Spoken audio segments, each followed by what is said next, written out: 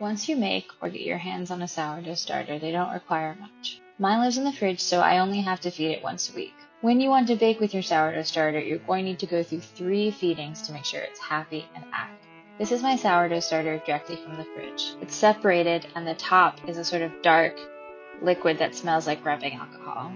You can either discard this liquid, or you may stir it back in. From the fridge, the texture of the sourdough in general is thick, rather than light and airy, which it will be after a few feedings. If you have a kitchen scale, the simplest thing to do is to measure out equal parts starter, all-purpose flour, and water in grams.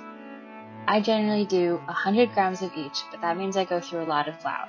I've read you can get away with a lot less. Using 100 grams of starter means I end up with about 200 grams discard starter, which you can cook with.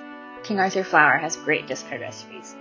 Compost or give to a friend.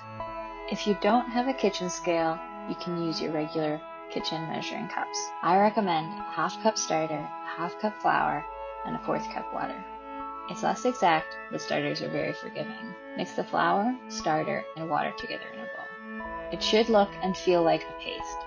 If it seems a little thin, add more flour slowly to thicken it up. Put the newly fed starter in a container with a loose lid. My first sourdough starter I would cover with a napkin and put in place with a rubber band.